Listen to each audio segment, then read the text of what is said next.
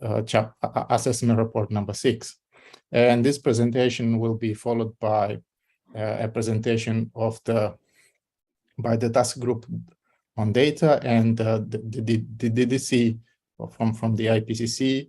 And this presentation will be going through the role of the task group on data and providing a general guidelines on how to use and access data, and also general terms of usage of this data set. And this will be given by David and Martina and also Anna Pirani. And then later we're going to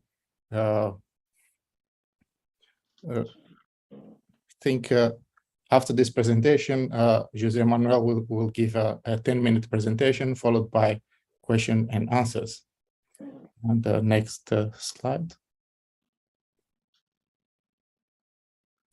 And as the second part, after the main presentation, will be splitting and breaking out groups, and where the groups will be determined by the language, English, Portuguese, and French. And you're welcome to join one of these groups. And the working group, the breakout groups or BOGs will be an interactive hands-on activity on the usage of the interactive atlas, and also we'll have opportunity to ask more questions.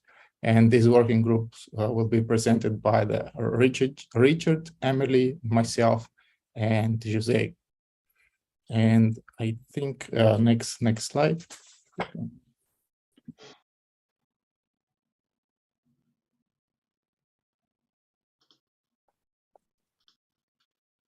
So next slide, please.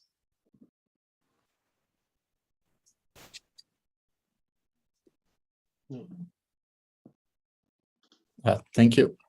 Thank you. And you all have received a set of videos for you to watch before this webinar. And these videos, one of them was given by Valerie, which is the introduction of the AR6, which shows the main messages from the AR6. And also the other video was the main results from Africa, from the AR6. This was during the COP. And then the next video, it was the introduction to the IPCC Interactive Atlas. And the last video will be this webinar that is going to be available for you to watch later. And if I miss anything, José, please feel free to add. And I don't know if Nana is already in the room. Nana, are you in the room? I believe not. No. I think Nana had a problem with the link. We are trying to get her in, but not yet. So we can just move forward. Okay. So I think that was all from me. José, if you want to add anything, or we can start with the first part of the webinar. Yeah, thank you, Izidine. So we can move now to the presentation of the TG-Data, the Data Distribution Center, and the use of FAIR protocols for data curation and reproducibility and so on. This is a pre-recorded video presented by David from the TG-Data, by Martina from the DDC, and Anna Pirani from the Technical Support Unit. Anna is online and she will be taking questions, if any. You can just ask whatever you find relevant in the chat. So we will be reading the chat and preparing the questions and answers for the final block. So I will move to the video.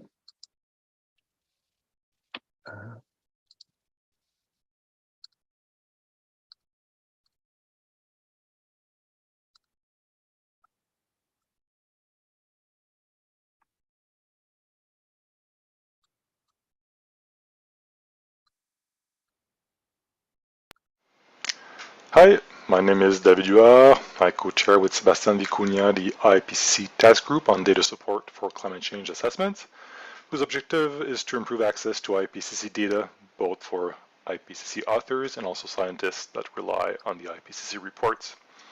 This presentation is meant to give an overview of the work done in AR6 to make IPCC data accessible and reusable. The work heavily relies on the IPCC Data Distribution Center, the DDC, and technical support units from the different working groups, the TSUs. I'll be introducing TG-Data briefly, and then let Martina Stockhause present the DDC, and Anna Pirani present the work done by Working Group 1 TSU. So the Task Group on Data Support for Climate Change Assessment was created in 2019 and is the successor to TGCA. TGCA was itself created in 1997 to provide regional climate change information with a focus on capacity building. TGCA published numerous guidelines on socioeconomic scenarios, greenhouse gas scenarios, sea level scenarios, and statistical downscaling.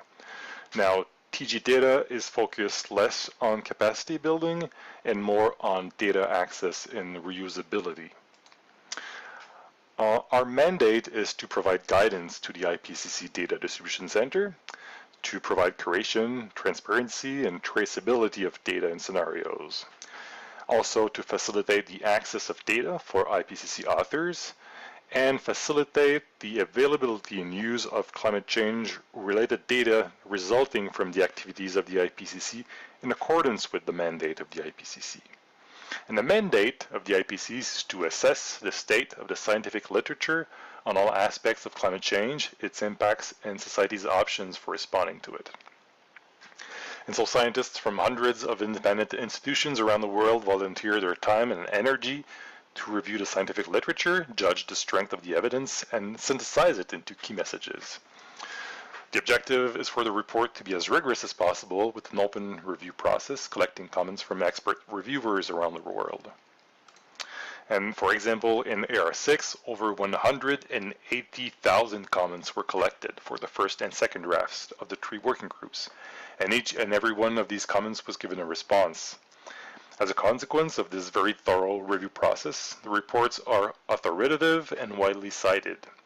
However, it has not always been easy to access the data underlying the report to, for example, reproduce IPCC figures and tables. So one of the key objectives for TG-Data has been to make AR6 data findable, accessible, and reusable. What this means in practice is archiving a snapshot of the key data sets presented in the report, but also publishing the data underlying key graphics, as well as the code used to create those. This is useful to scientists who want to build upon work done by AR6 authors, but also to find and fix any error making its way into the report. Our main objective for the 6th cycle is to publish and archive the data underlying figures and tables found in the summary for policymakers for all 3 working groups, as well as for the synthesis report. The DDC is also working to preserve a snapshot of the core CMIP6 and Cordex data used by IPCC authors, as well as other key biophysical and socioeconomic data sets. Archiving and publishing those data sets requires an enormous amount of work and coordination, distributed among AR6 authors, technical support staff, and data distribution centers. And now I'll let Martina present the DDC and its data curation activities. My name is Martina Stockhause from the German Climate Computing Center, and I will introduce the IPCC Data Distribution Center. The Data Distribution Center is overseen by TG-Data, which was also already introduced by David, but it also is represented in TG-Data as ex officio members, and the TSUs also send ex officio members to the task group TG-Data. In the 6th assessment report, the DDC partners are 5 at the moment with different roles and responsibilities. So Metadata Works and the Center for Environmental Data Analysis in the UK are responsible mainly for final data archival. The German Climate Computing Center and the Center for International Earth Science Information Network in the US are responsible for input data archival. And the 5th partner, the Spanish Research Council, is responsible or hosting the interactive atlas of Working Group 1. The DDC was established in 1997 in Germany and the UK. The main objectives of the DDC are described in a DDC guidance document from 2018, and they are to support the IPCC assessment report and the DDC users in relation to data questions. The DDC partners operate based on a memorandum of understanding. The DDC, as any other repository, are guided by best practices in data management and data long-term preservation, and I'd like to name the two most important here: the FADE data principles, findable, accessible, interoperable, and reusable data, and the trust principles describing the effort of research data repositories. Trust stands for traceability, responsibility, user focus, sustainability, and technology. The World Data System is a cooperation partner of the DDC, and the established DDC partners are regular members of the WDS. These guiding principles or best practices went into the formulation of the IPCC AR6 FAIR guidelines, which I will briefly introduce now. The FAIR guidelines aim at enhancing the transparency of IPCC's reports and other outputs. And they do that in three aspects.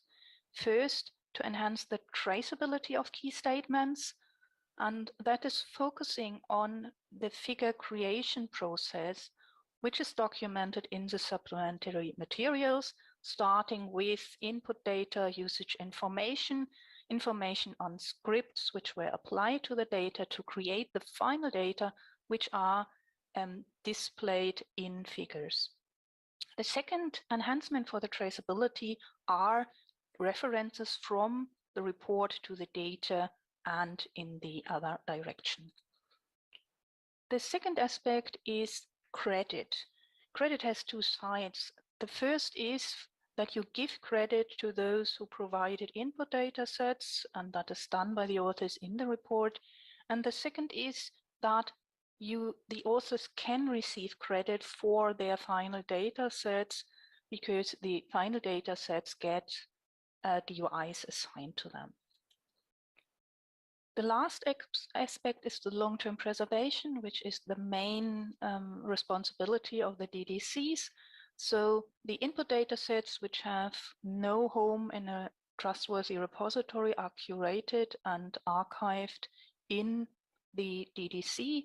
The same is true for the final data. Scripts are currently archived in Zenodo. The whole archival process is the collaboration between the working group TSUs and the DDCs. And with that, I'd like to hand over to Anna, who will introduce the work and the responsibilities of the technical support units.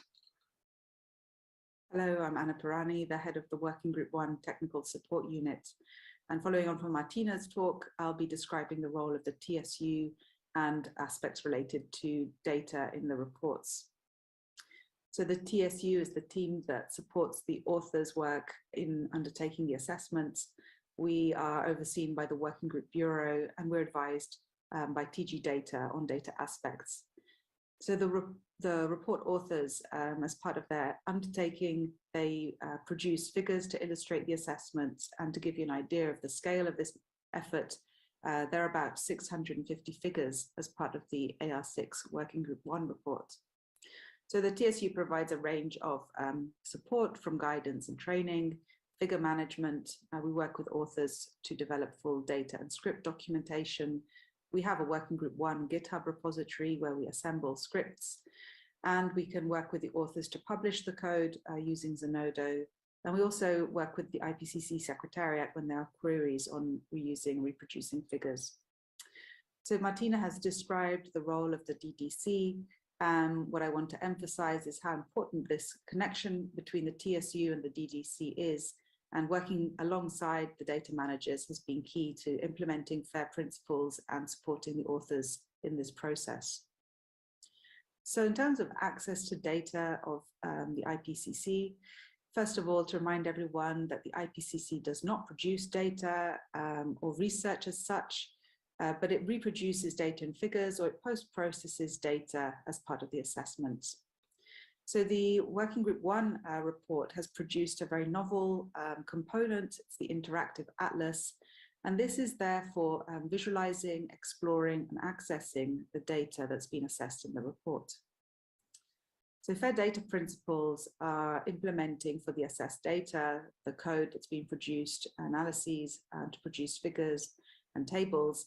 These are all documented and curated with the DDC for traceability, stability, and transparency of the assessment.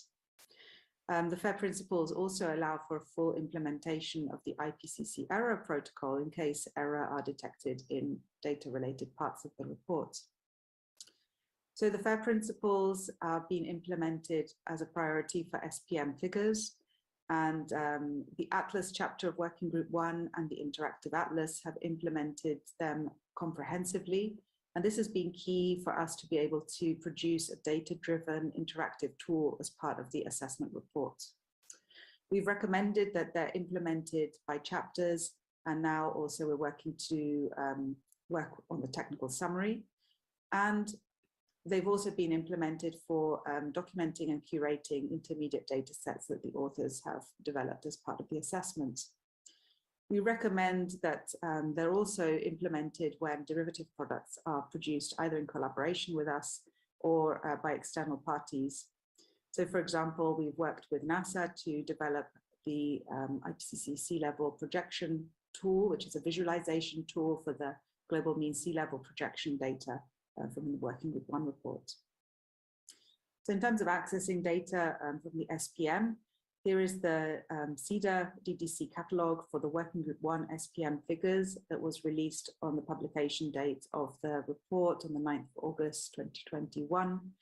And in addition to the data, here you'll find a PDF with very detailed information about the figures, including the full abstract, caption, and so on.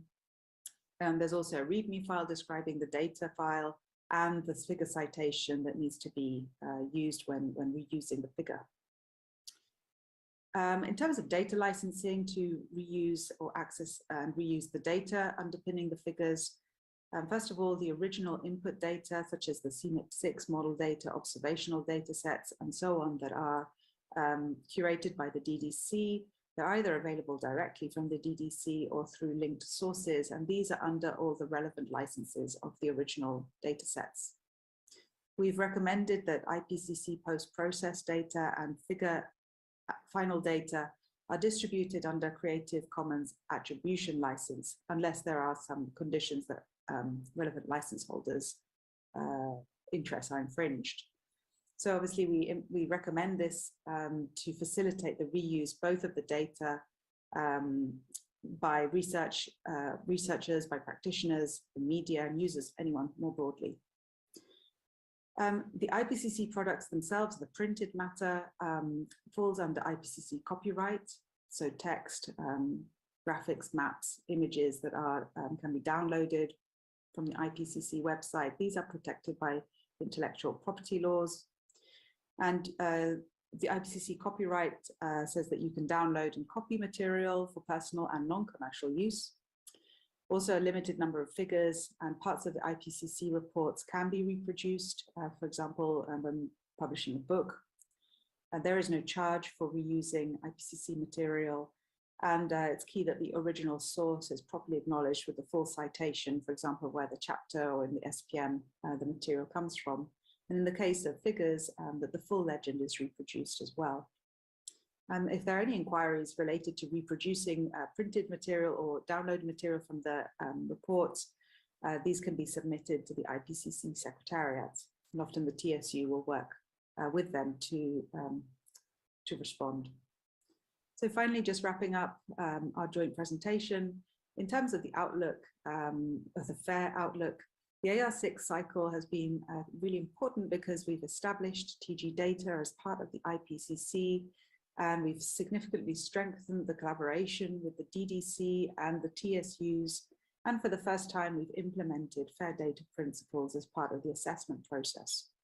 So now in this last year of the assessment, TG-Data will be leading a debriefing exercise with the DDC, the TSUs. We hope to involve the authors as well, so that we can develop recommendations for future cycles. So key to this will be the implementation of FAIR immediately from the start of the assessment process.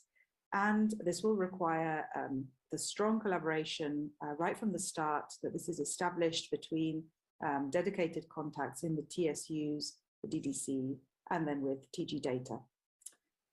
Thank you very much for listening to us.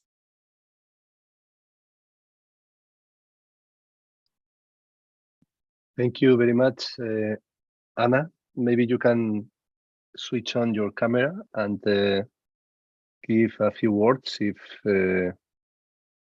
anything else is relevant on your side. Hi, everyone. Good morning. No, I have nothing else to add, but I'm really happy to maybe respond to some of the comments that Ernest was posting in the chat. I think that was Ernest, thank you very much for your comments and your strong support for the work that we've been doing to make the data more accessible. So I hope that the steps we've taken so far are like the first steps to achieve what you're reflecting on. And you had some questions in a way. You pointed out that there is perhaps a limited participation from representatives from Africa, scientists, and maybe other practitioners in these activities, and how to strengthen that so that the information that IPCC produces is more relevant for the work that is urgent in Africa in terms of policy development. And I don't know how familiar you are with the IPCC, but maybe just for those who are not very familiar, I think the first step really is to get in contact with the national focal point that each country has in the IPCC. So on the main website of the IPCC, you can find the full list of government representatives. And I think establishing a contact with your representative is a first step that can be taken. And these focal points are really key in bringing in participation into the process. So they are responsible for seeking nominations of experts from their country to bring the expertise, the technical expertise. For example, when the new reports will be scoped. So the scoping process will be very important in this next cycle. And in these meetings, the scope of the content of the report is defined with experts coming from around the world. And then the next step after that is to be nominated as an IPCC author and just become really integral into that process. And the other thing I wanted to raise is that, there might be it might be very valuable to raise more awareness about the IPCC assessment, how it works and how to get involved. And the IPCC Secretariat can organize outreach activities, bringing representatives of the IPCC to a country or a region. So this is really sort of like the starting point, but we can discuss more specifics if you would like. And if you're interested in any of these issues, for example, how to find the focal point or organizing an outreach activity, just if you chat, I can find some details for you. Thanks. Yeah, thank you, Anna. So there are a few more questions that we'll answer by the end of the block. So please don't be shy and write your questions in the chat so we have the chance to reply to your concerns or to your suggestions. So there is one more talk.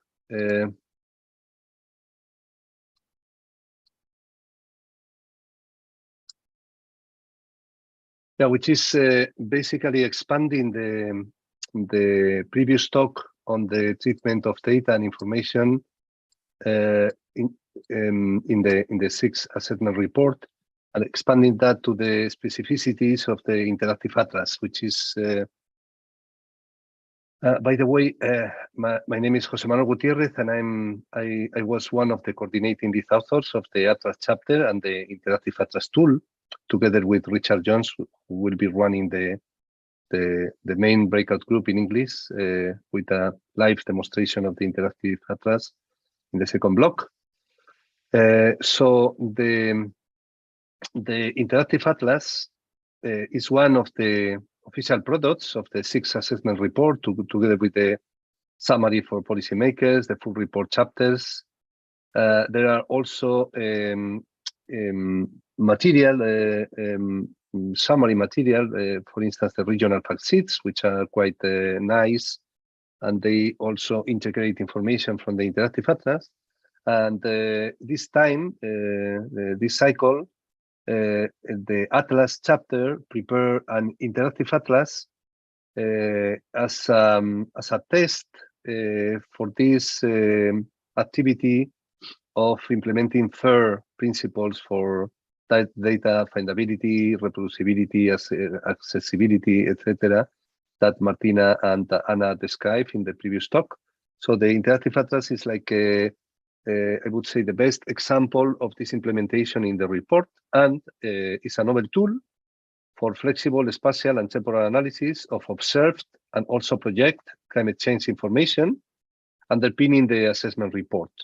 And the Interactive Atlas has a regional focus. So basically, not only, but mainly, the Interactive Atlas provides global information in the form of global maps, but also synthesis and data-driven information for the reference regions, which are the subcontinental regions that you can see on the screen, which were those used in the assessment report as regional climatic homogeneous regions, where information about the climate change projections, observations could be treated in an homogeneous way. So then the Interactive Atlas is under the umbrella of the IPCC Data Distribution Center, as explained in the previous talk by Martina. The IPCC performs data curation and long-term archival, and also supports the IPCC tools like this Interactive Atlas, which is in between data and products, and all the development done, all the let's say decisions and all the process is described in a document, which was mentioned also by Anna in the previous talk. You have the DOI here, that you can access the implementation of FAIR data principles in the IPCC 6 assessment process. We can paste this link in the chat, and so this is the landing page of the Interactive Atlas, and basically it has 3 elements, as will be described in the interactive demonstrations after the break. So we have regional information, which is data-driven. We have regional synthesis, which is more qualitative information as coming out from the assessment report. And we have documentation. And in this presentation, I will just focus on data. So what information can be extracted from the Interactive Atlas, and what is the license that holds for that particular data. So then in the demonstration, you can have this in mind and make questions if necessary.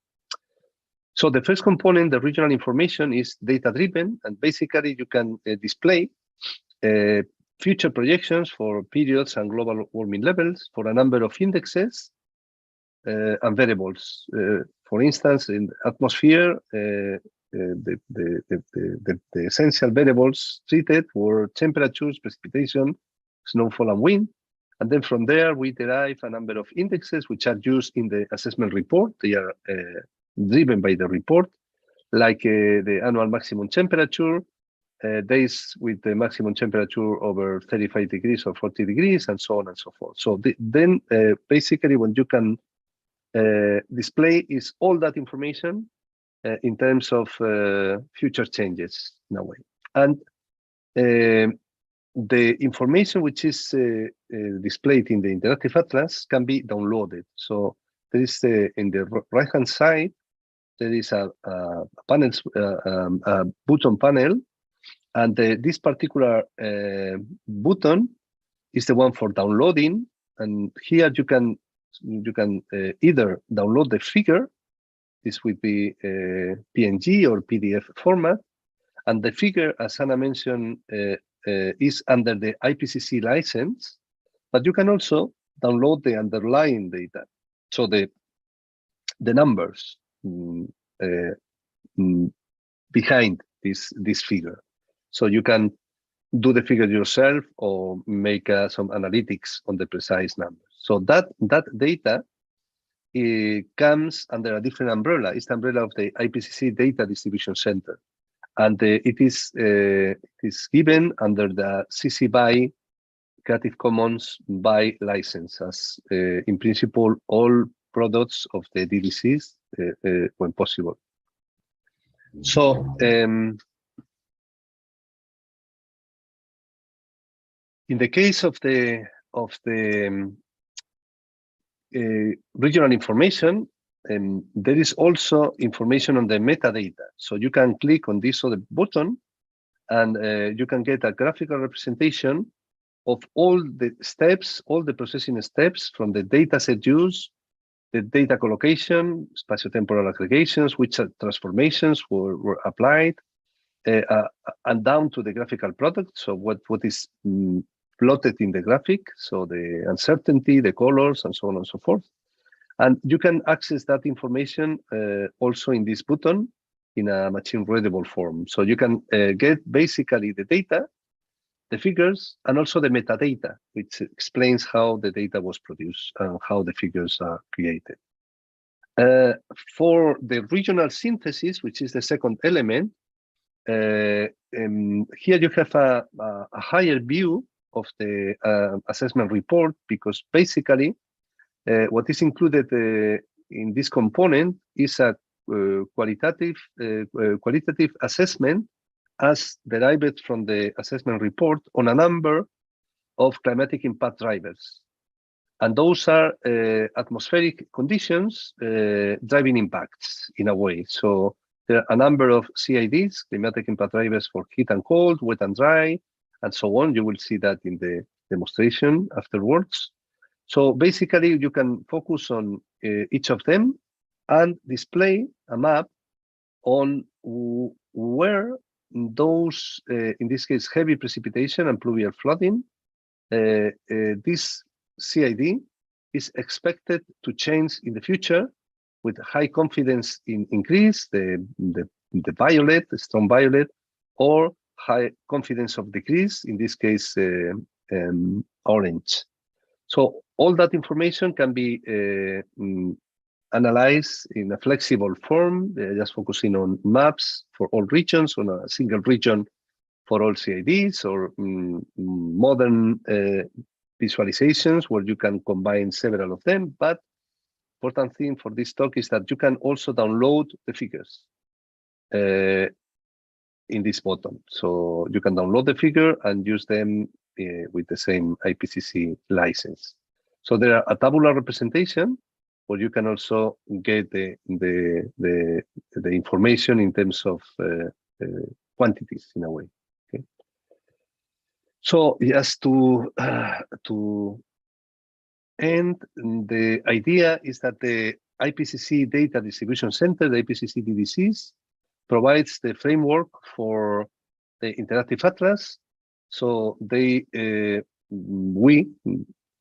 support the application, but also support all the process behind. So all the process on data curation, data publication. So besides the interactive atlas and the data sets it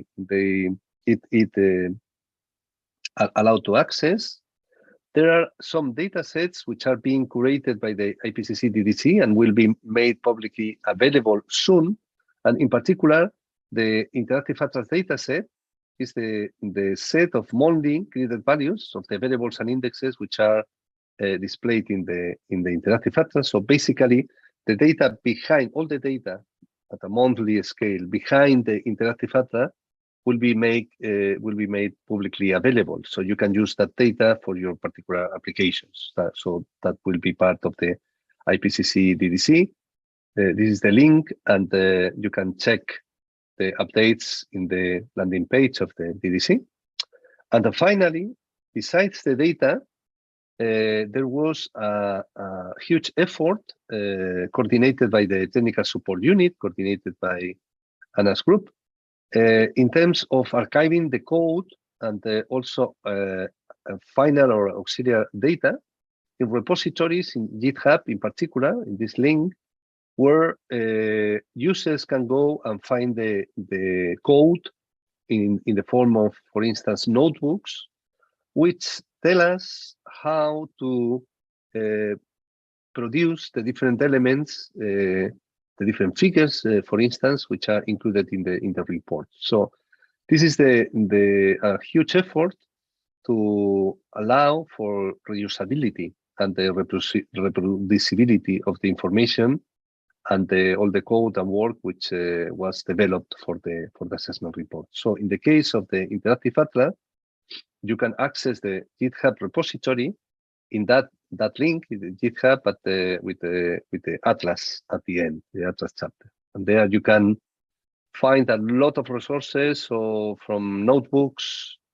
So you have notebooks where you can display basically some of the figures which are included in the atlas chapter, or compute global warming levels, or play with the reference regions. The reference regions are included there, so you can check that material if you are a practitioner and want to develop products aligned with the interactive atlas, because all the information is there.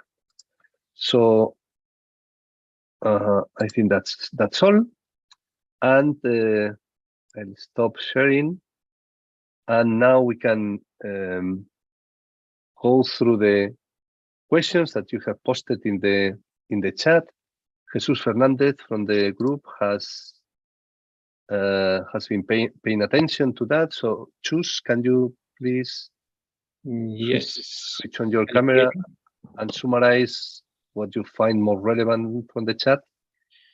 Well, there were several questions that were already addressed by Anna, most of them, because they were requesting also how to know a bit more about the focal points, and Anna posted some links with the focal points, and also how to effectively communicate the impact activities of the IPCC to partners at the local level, and also Anna shared in the chat several links with contacts with the authors of the different working groups in the report, and also recommended, maybe Anna can comment, but she recommended also that if they are interested in organizing an IPCC outreach event to raise awareness with policymakers and experts in your country, she suggests to contact the IPCC communications team, and she provided the email address, which is ipcc-media@vmo.int. We can post this maybe in the Jesus comment also. Please hold on 1 second, because Izidine and Richard and Emily, please switch on your camera so we can introduce you and you can answer some of the questions. You know already Izidine and Emily and Richard will be, they are part of the Atlas team, and they will be assisting you or guiding you through the demos in a few minutes. Okay, thank you very much, all of you, for joining and participating in this. And Chus, please go ahead with the questions. Yeah, there are not really many more questions. Dorsat Bensad was trying to run a bit of a survey in our chat, but with no much response from the rest of the people. He had some questions for who's interested in the interactive atlas, and he was trying to collect who have already been using and planning to use the interactive atlas, for which purpose, if we have used or are we planning to use the IPCC data, and also a few words about the needs of the people in the chat. But I think this is better placed in another way, because there is no participation of the attendants here in this session, I would say. So regarding the data, I pasted in the chat the link of the repository, the GitHub repository for the Atlas, There you can find final data sets and notebooks, code, and some products. For instance, the reference regions are available there. So the definition in machine readable format. So there is a lot of information there that you can use for your own purposes. But most of that is relative to the reference regions. So what I mentioned in the talk before is that we are about to make available the underlying gridded data. So this is monthly gridded information at 2 degrees for CME5, 1 degree for CME6, and 50 kilometers, 0.5 degrees for Cortex. And there you'll find all the members of the ensembles gridded in the same common grid for these 23 indexes and variables covered in the interactive atlas. So basically, that data set will allow you to produce any of the results in the interactive atlas, but also customize that for your own purposes. So at a country level, for instance, which is something that IPCC does not provide, because it's not the mandate. So the interactive atlas is serving the interests of the assessment report, and therefore we focus on regions which are assessed in the report, which is our mandate. But you can expand upon the information which has been produced for that particular purpose, the interactive atlas, building on that particular data set. So that you can check I will include the link of the DDC. You can check periodically this link, the IPCC/data.org, which is the landing page of the Data Distribution Center. You will find AR6 information there, not only the interactive atlas, but other resources. Okay.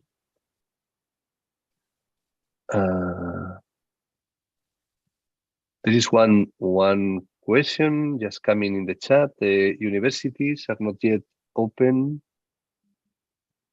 will share the relevant materials and recording of this presentation with the students and academics.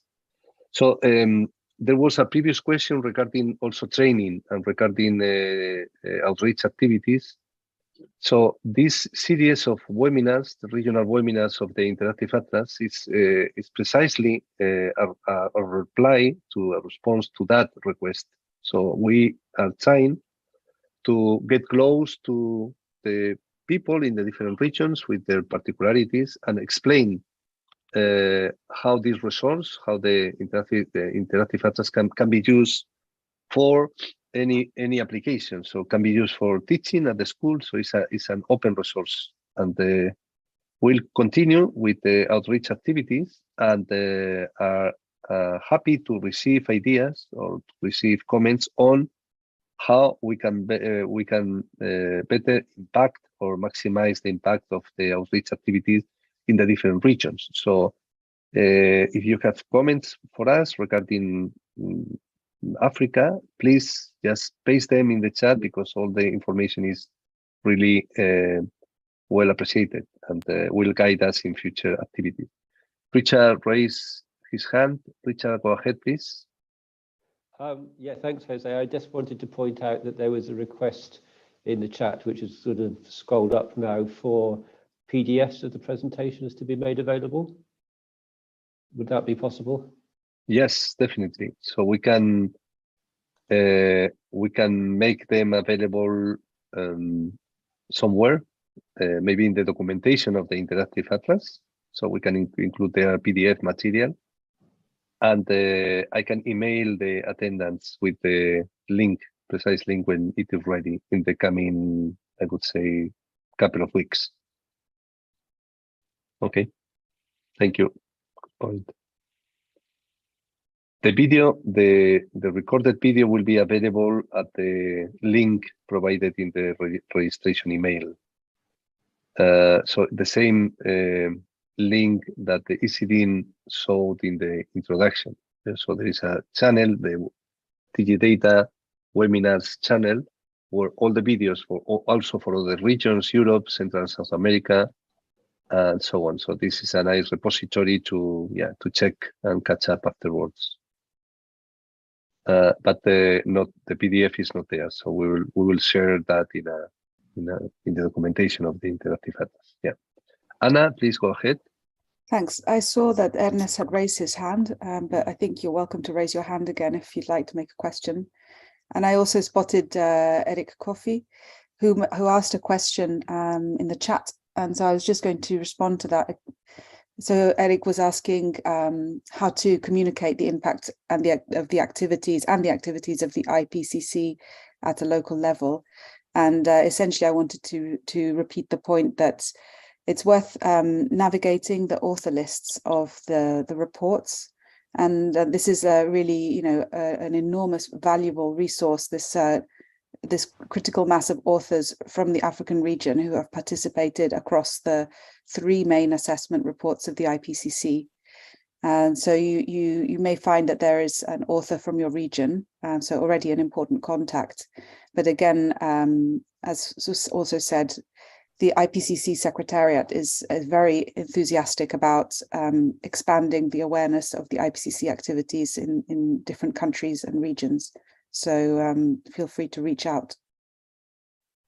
Ernest has raised his hand.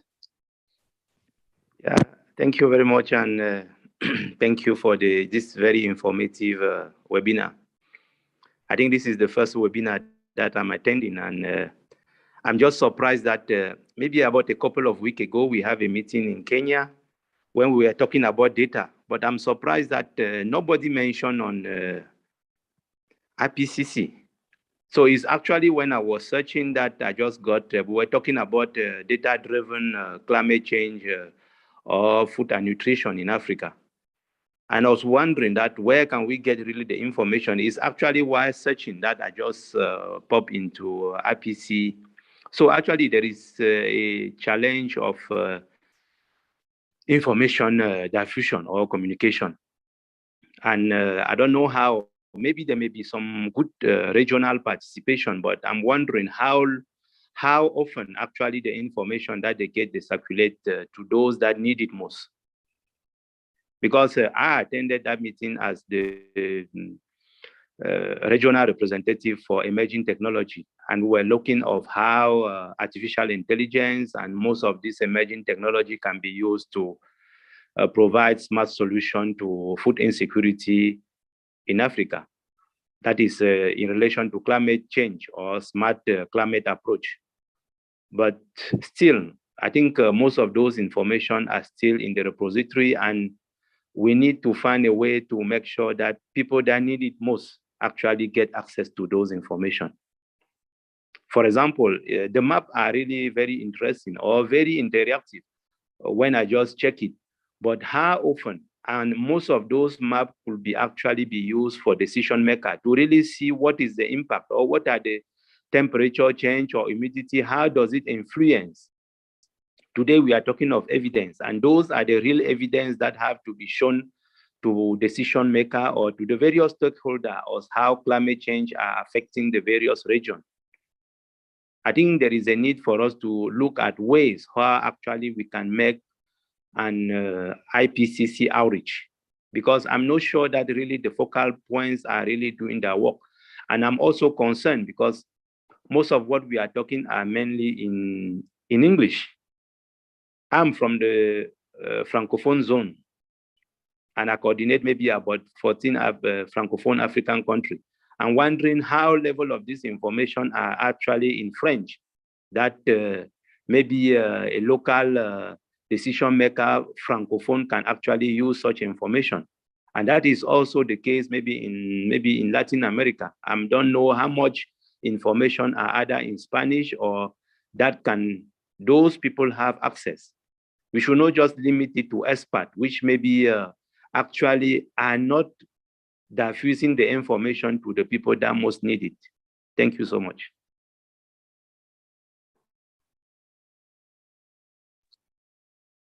Okay, so I don't know if anyone wants to comment or we just move to the next block. Anna wants to comment.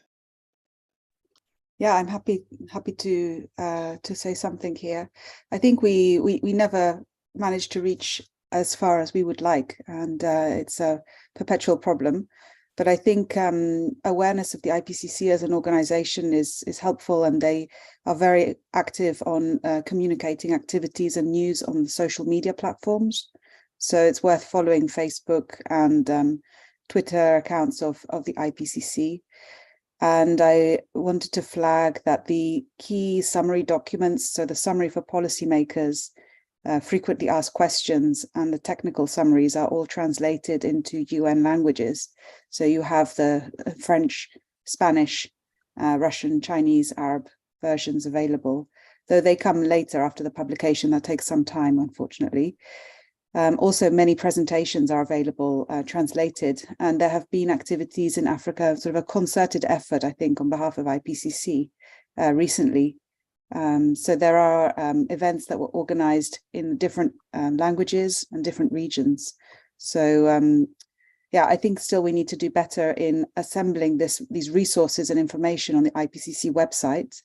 And I can take back this these statements, these feedback to the IPCC Secretariat, and maybe there can be a centralized place for information on regional activities and regional resources, like presentations tailored to the regions. Thanks, Ernest. Richard?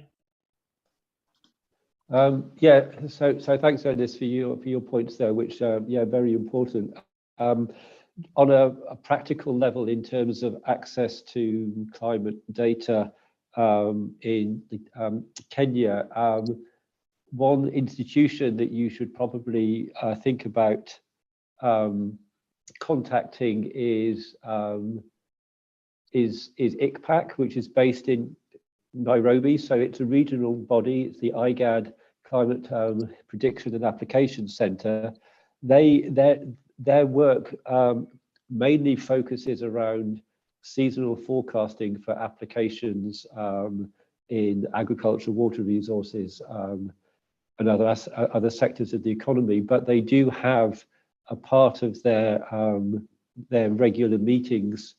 They have a component which looks at climate data and also climate change. These meetings happen regularly, 3 times a year, ahead of rainy seasons in the Greater Horn of Africa. And so that would be a practical institution that you could contact. And they are associated with the national Met services in the countries, and also they have they convene meetings of users of their data. They also link with universities. So I just think that would be a practical source of information that would plug you into networks which are already using these sorts of data and have the sort of the background and the knowledge about where they live and how to get access to them. Okay, thank you, Richard. I think we need to move to the next block. So we will be answer the remaining questions in the chat directly. I'm doing that in some cases. So let me share the screen to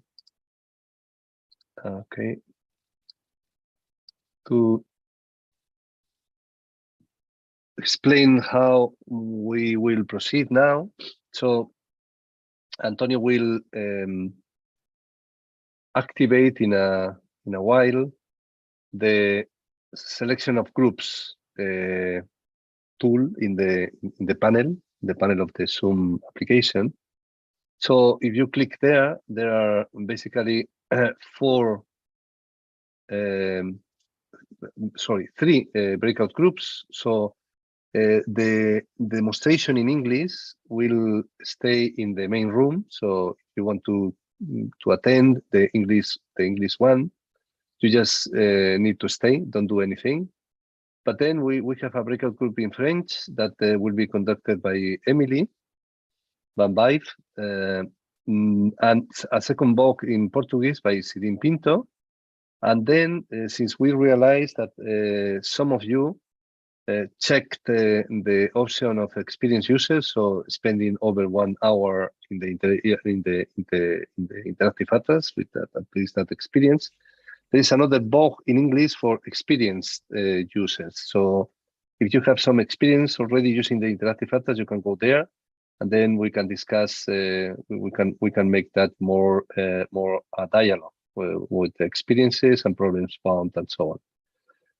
So just you need to, when you click in the selection of groups, you need to hover on the numbers on the right, depending on the system, whether you're using Linux, Windows, Mac.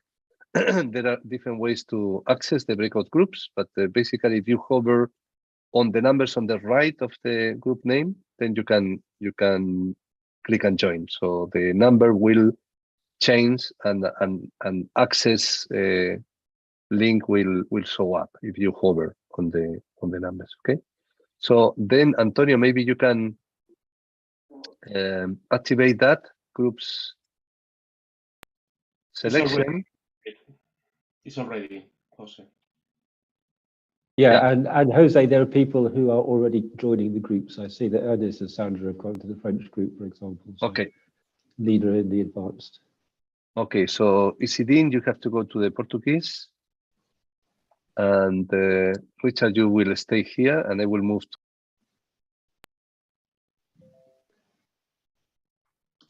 Just one comment, Jose. If somebody has some issues to join to any of the groups, just let me know in the chat, and I can just let me know which group do you want, and I can try to move the people. Yeah. Have any issue. I was muted when I was trying to say the Izidine, you must go to the Portuguese breakout group, and I will move to the advanced, and Richard will stay here, and this session will be recorded, will be the one available afterwards in the recording. So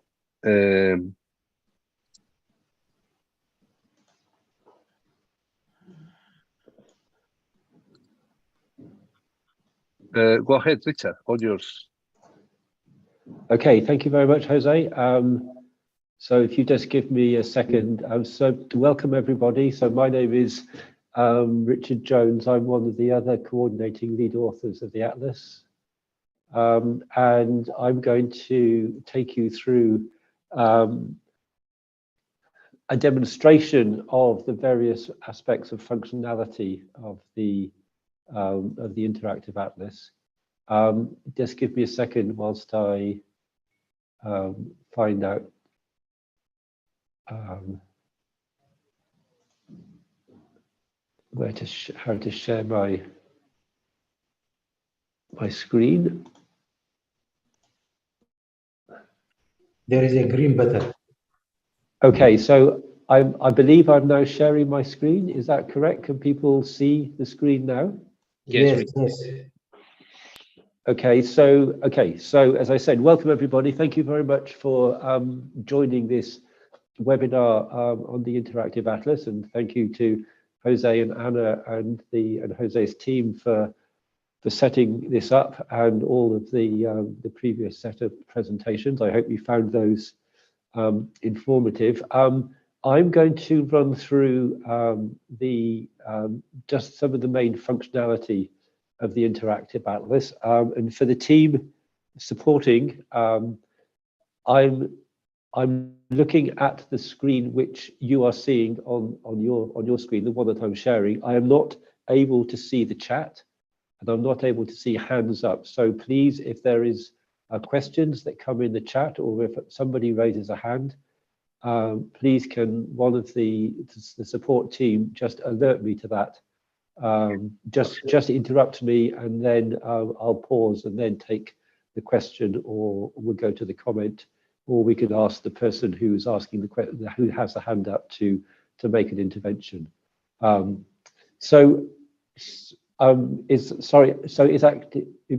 that okay? Yes.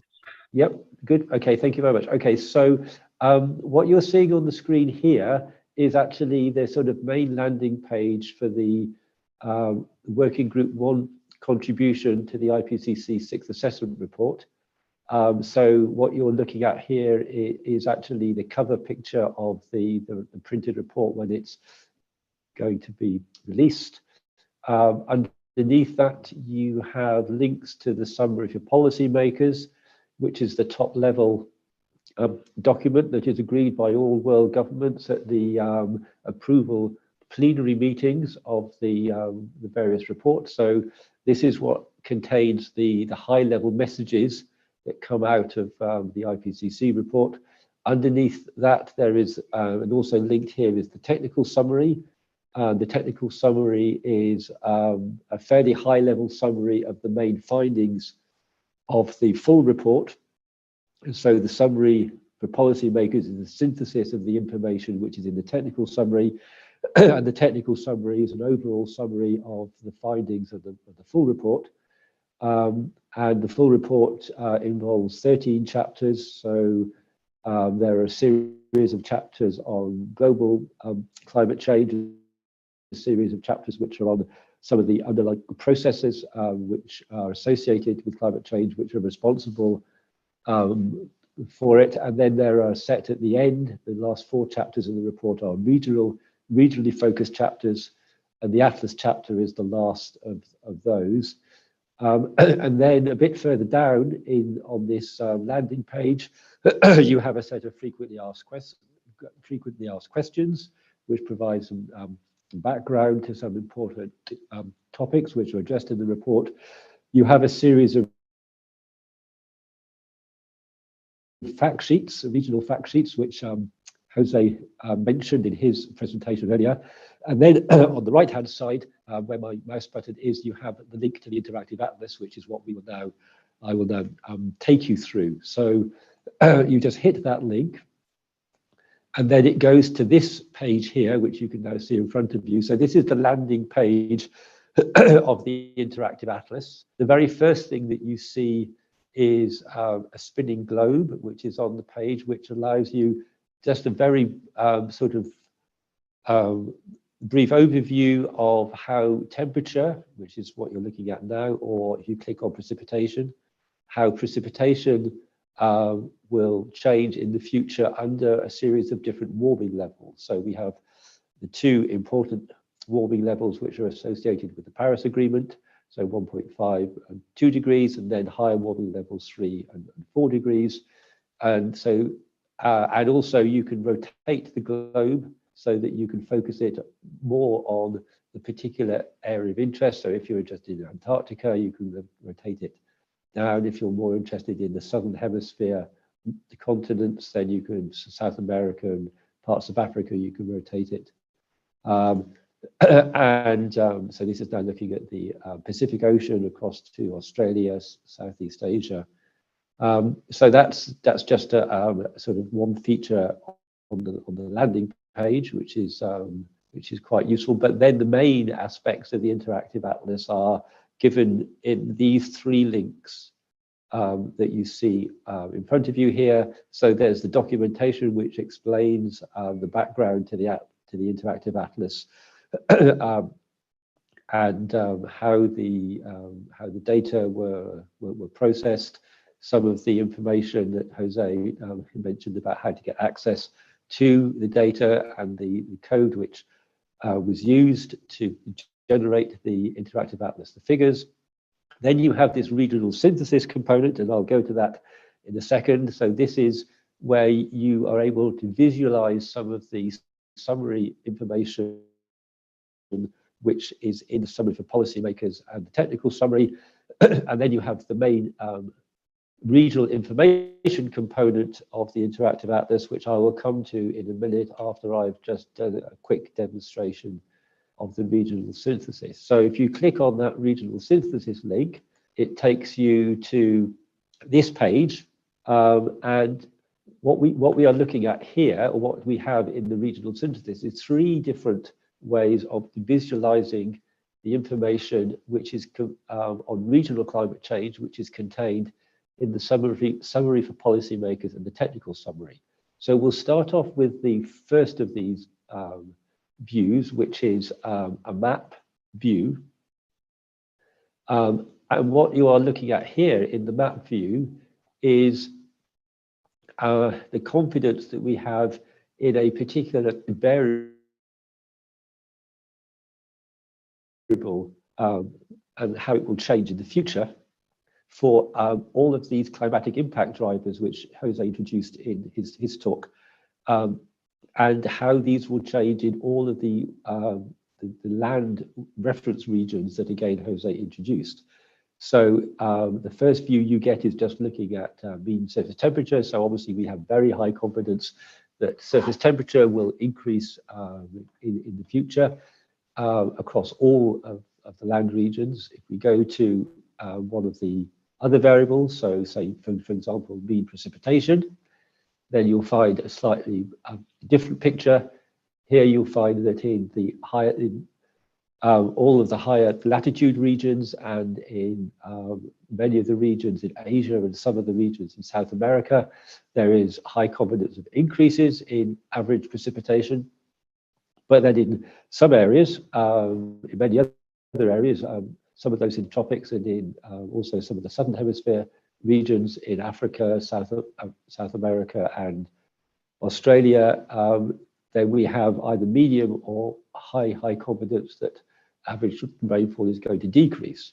So another view is, for example, looking at agricultural and ecological drought. And here we have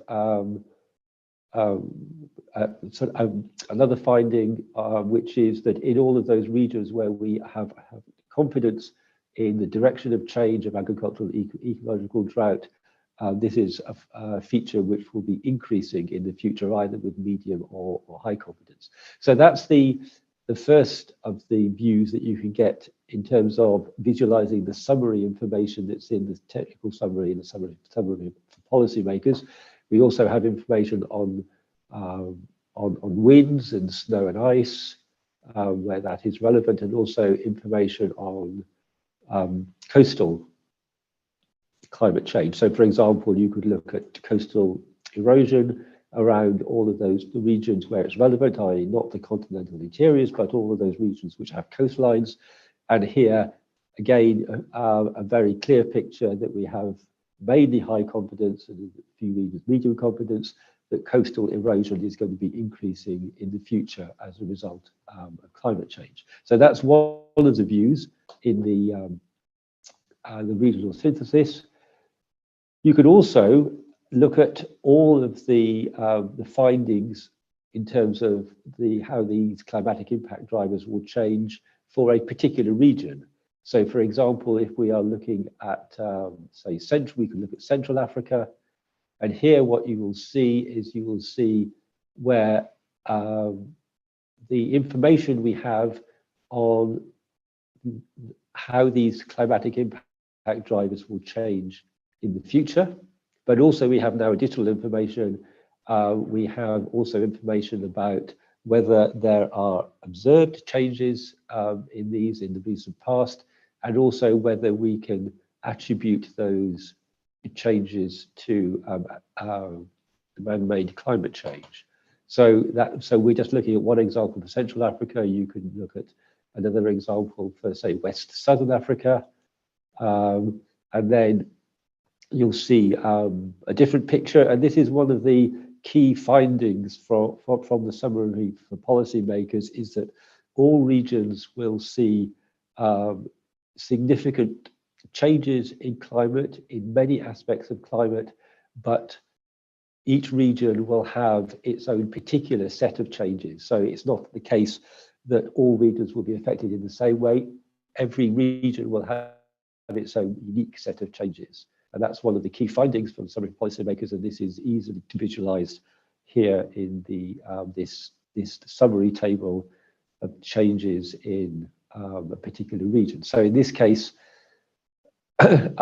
for West Southern Africa, if we just look at the heat climatic impact drivers, we'll see that there's high confidence of increases in temperature and extreme heat, and also decreases in the cold spells and frost. And in the case of an extreme heat, we also see an upward trend in the observations, and we have high confidence that that is attributable to human influence.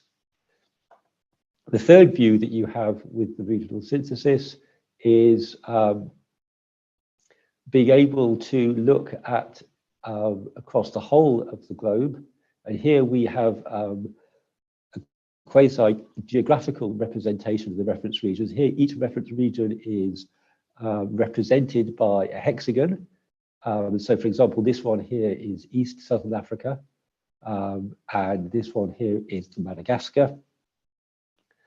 And in this view, you are able to see how a set of up to 6 climatic impact drivers will change in that particular region. So, for example, you could be interested in seeing how extreme heat is going to change in that region. You could be interested in seeing whether agricultural and ecological drought will change, how heavy precipitation, for example, will change. And maybe you want to be looking at whether severe windstorms are changing and whether there are changes in the coastal erosion that we saw earlier and relative sea level rise. And so what this allows you to do is it allows you to get a picture for a particular region of how a set of these climatic impact drivers will be changing together. The colored triangles are a representation of how the change will be happening in the future. And the arrows that you see there, either the black or the red or the blue arrows, are whether there is an observed change in that variable, and then whether that observed change is attributed to human influence. So taking the example down here of East Southern Africa, you'll see that in all cases there are results in terms of the future changes. So the coastal erosion, extreme heat, for example, high confidence of increase. In the case of the extreme heat, there is also a clear trend in that, and there is high confidence that is attributed to human influence. So that's this red arrow that you're seeing in that part of the hexagon. So that's the third of the views that you can see with the regional synthesis. Okay, so at this point, I'm just going to pause and I'm going to ask, is there any information, sorry, are there any comments in the chat, or would anybody like to ask a question about this? Yes, Richard, there are some questions from Maria Dewi. I can just read them out. Or maybe she would like to ask her question herself. Maria, are you there? Can you open your mic? Yes, good morning. Thank you very much for the presentation. So I'm from UNESCO. We are currently developing. I'm sorry, my video is not working. That's fine, Maria. Yeah. We can hear you loud and clear. That's good. Thank you. Yeah, our team is currently developing analysis using this data from IPCC, CMIP6, and other socioeconomic data sets that we have. And regarding this website, I have several questions. So first thing is, if we go to the regional synthesis page and then select the region, we can find there are 3 columns, right? The CID and then future changes and trend or attribution. So does future changes here revert to the SSP scenarios projection compared to the baseline period? If so, which baseline periods were used to decide these future changes? So the changes that we are looking at here are as described in technical summary section 4, and we're looking at changes in the 2050s under sort of medium to high emissions scenarios. So we're looking at essentially a climate change signal, a global climate change signal of about 2 degrees or above. And the baseline period is actually a little bit different for the different variables. Some of these changes are with respect to an early industrial baseline, 1850 to 1900, and some of the changes are with respect to a slightly more modern baseline. This is a synthesis of information that comes from multiple studies, multiple peer-reviewed publications, and not all of them were using exactly the same baseline. So we are not able to be completely sort of just choose a single baseline and have everything consistent with that single baseline. But essentially what we're looking at is a 2-degree world in the 2050s compared to either the recent past or the end of the 19th century, 1850 to 1900. I hope that's clear. Yeah, thank you very much. That's clear for me. And then, so which baseline period would you like to recommend if we have to use one baseline period for like our analysis? Okay, so that's difficult. That's a very difficult question. If you want to, if the context for the information you're presenting is what we will be expecting under specific global warming levels, then you must in that case use the 1850 to 1900 baseline, because the global warming levels are always, in the Paris Agreement and also within the assessment reports, are always with respect to that 1850 to 1900 baseline. That's what defines the global warming level. So if you are wanting to present information where you're looking at changes with respect to a more modern baseline, so for example, a lot of infrastructure that is currently has been built, or a lot of the experience that people have of the past climate, maybe 1961 to 1990 would be an appropriate baseline. If you want to be very consistent with the different evolutions of the climate modeling intercomparison project ensembles, so CMIP 5 or CMIP 6, then there are specific baselines which they use themselves within their the analysis of those ensembles. So that, for example, the 1986 to 2005 baseline is the one that is used by CMIP 5, and 1995 to 2014 is the one that's used by CMIP 6. The most recent WMO climate normal period is 1981 to 2010. So that also could be an appropriate baseline, but it really depends on the application, I'm afraid. There isn't a simple answer to this question. All right, so thank you very much. This answers my question. Okay. Any other? There are no more questions, Richard. We can go ahead, I think. Okay, great. Thank you very much. So I will now go back to the home page, and now I'll go into the regional information component of the interactive atlas, and there are two options here for the regional information. There's a simplified version where you have the option of just choosing the changes with respect to a series of global warming levels. So you have options under this scenario of looking at changes with respect to warming levels of 1.5, 2, 3, or 4 degrees. And then you have available a wide set of variables in terms of temperature and precipitation, snow and wind, some of the variables from the ocean. So this. Yes. Sorry, I just had somebody at the door that I had to speak to there a second.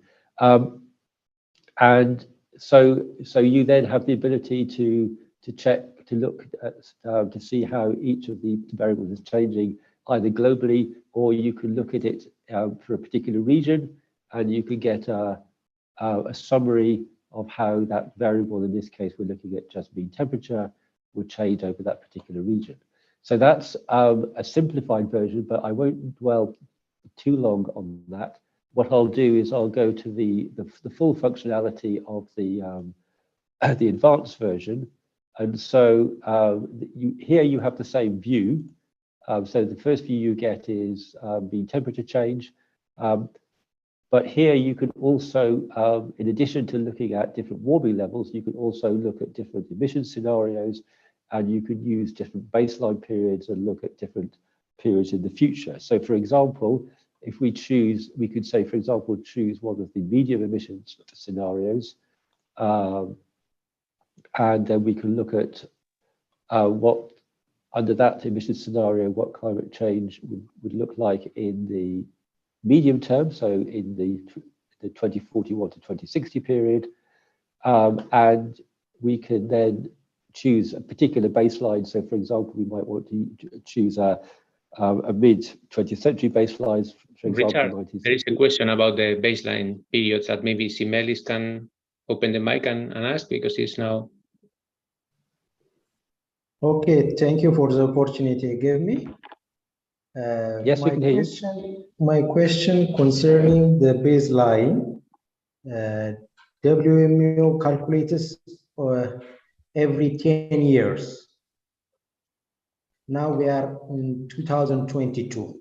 Yes. When we say climate change, it takes around 13 years, from 20 up to 13 years.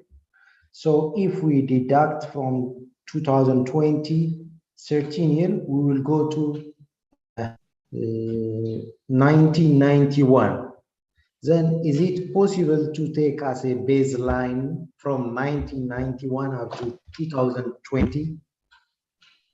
No, I'm afraid not. The interactive atlas, because it's a product of the IPCC 6th assessment cycle, is now frozen, and we aren't able to make any further add any further functionality to it. So when we were building the interactive atlas, the recent WMO climate normal period was 1980 to 2010. So that was the most recent one that we were able to include in the interactive atlas. So just to continue on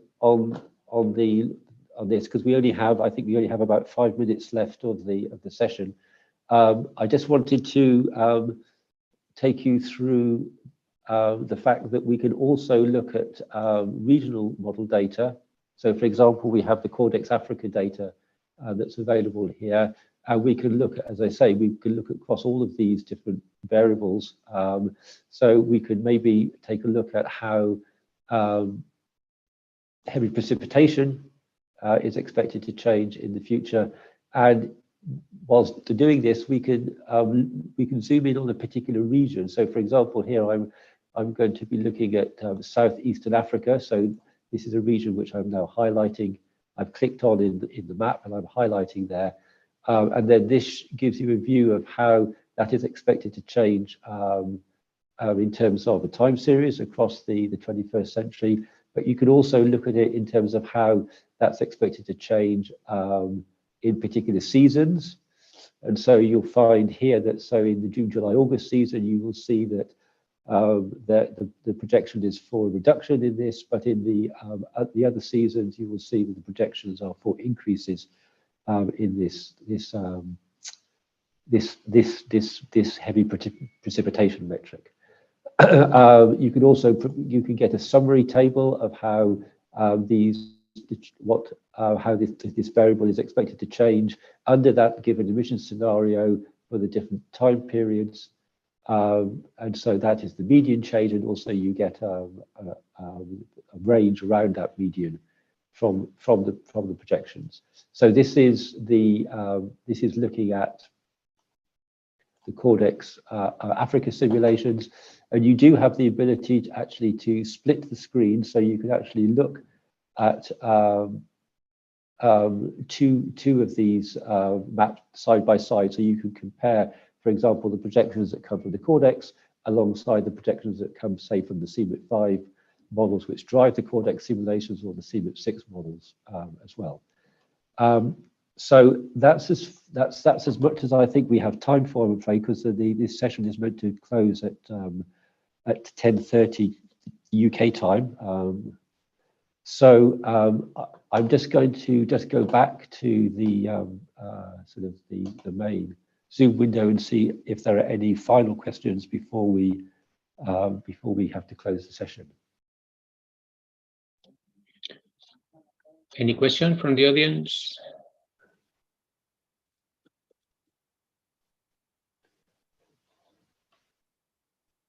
Okay. Okay, I see none. So in that case, thank you very much for joining this webinar. And if you have any follow-up questions, then please feel free to get in touch with myself and Jose or any other members of the team. And thank you very much for your attendance. Thank you.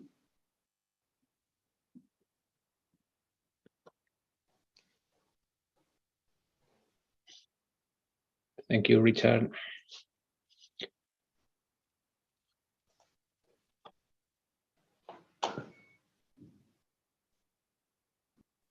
Thank you.